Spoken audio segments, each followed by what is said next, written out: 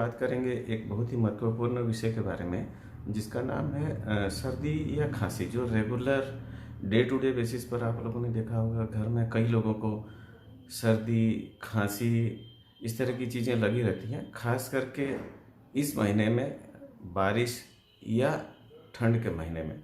और हम लोग थोड़ा सा सर्दी, खांसी या बदन में दर्द हो तो तुरंत दवाई की दुकान में जाके या किसी दूसरे दोस्त से सलाह लेके तुरंत एंटीबायोटिक का सेवन शुरू कर देते हैं।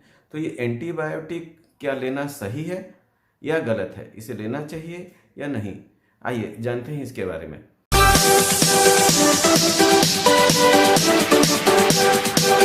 तो दोस्तों, एंटीबायोटिक चीज़ है क्या? एंटीबायोटिक एक्चुअल में एक ऐसा केमिकल या ऐसा मटेरियल है जो बैक्टीरिया को मारने के लिए बनाया जाता है, बैक्टीरियल इन्फेक्शन से बचने के लिए बनाया जाता है।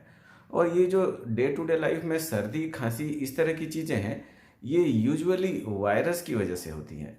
और वायरस के इन्फेक्शन में इन एंटीबायोटिक्स का कोई भी रोल नहीं होता। तो देखा गया है कि ज़्यादातर लोग जब भी मेरे क्लिनिक पे आते हैं, अक्सर एंटीबायोटिक्स खा के आते हैं और उन्हें लगता है कि ये एंटीबायोटिक खा के मेरी बीमारी ठीक हो रही है, लेकिन एक्चुअल में ऐसा नहीं है दोस्तों। ये जो सर्दी खांसी जो होती है, ये एक वायरल इन्फेक्शन है और ये समय के साथ ठीक होती है। इसका टाइम होता है यूजुअली 5 से 7 दिन। ये इतना समय लेगी ही लेगी। होता क्या है, हम 3-4 दिन दूसरी इधर उधर से दवाइयाँ खाते हैं, फिर एंटीबायोटिक खा लेते हैं। एंटीबायोटिक खाने के 1-2 दिन बाद ठीक हो जाती है ये बीमारियाँ और हमें लगता है कि ये एंटीबायोटिक खा के ठीक हुई, लेकिन एक्चुअल में ये एंटीबायोटिक खा के ठीक नहीं होती है। ये अपने टाइम से अपने आप ठीक हो जाती है। ये सेल्फ लिमिटिंग इलनेस होती है, या फिर इसमें दूसरी दवाइयाँ की ज़रूरत होती है, जैसे सर्दी की दवाइयाँ या खांसी की दवाइयाँ। मैं सिर्फ आपको ये बताना चाहता हूँ कि एंटीबायोटिक की इसमें कोई ज़रूरत नहीं होती। एंटीबायोटिक का सेवन इसमें नहीं करना चाहिए। अभी आप पूछेंगे, अगर एंटीबायोटिक ले भी लिया तो नुकसान क्या है?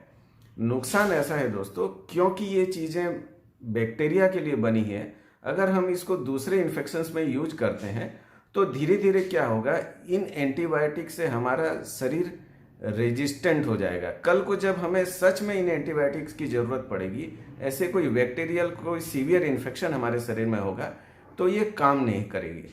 दूसरा ये नुकसान होगा कि जो साइंटिस्ट एंटीबायोटिक बनाते हैं, वो बहुत गहन अध्ययन, बहुत रिसर्च के बाद 10-15 साल की मेहनत के बाद ये एंटीबायोटिक बनाते हैं। और अगर हम इस तरह की एंटीबायोटिक्स को बिना बैक्टीरियल इन्फेक्शंस में यूज करते हैं तो धीरे धीरे ये एंटीबायोटिक्स अपना पावर ख़त्म कर देती है।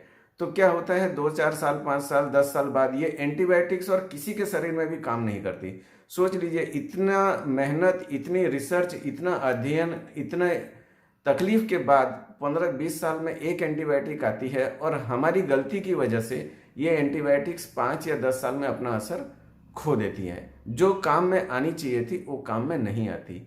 इसीलिए इन एंटीबायोटिक्स का यूज नहीं करना चाहिए, खास करके वायरल इन्फेक्शन में। तो आप बोलेंगे कि तो कब यूज करें? एंटीबायोटिक्स का यूज हमेशा डॉक्टर की सलाह से करें।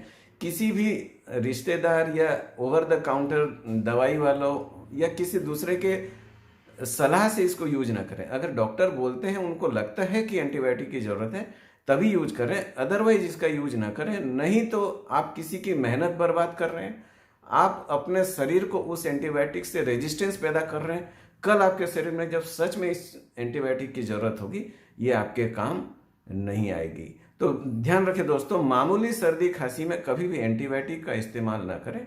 डॉक्टर की सलाह लें, अगर वो बोलते हैं इसको यूज करें तो ही यूज करें, नहीं तो नहीं यूज करें। दोस्तों धन्यवाद। आपको ये वीडियो कैसा लगा ज़रूर कमेंट करके बताइएगा। अगर कोई सवाल आपका हो तो आप कमेंट बॉक्स में ज़रूर डालिएगा। धन्यवाद।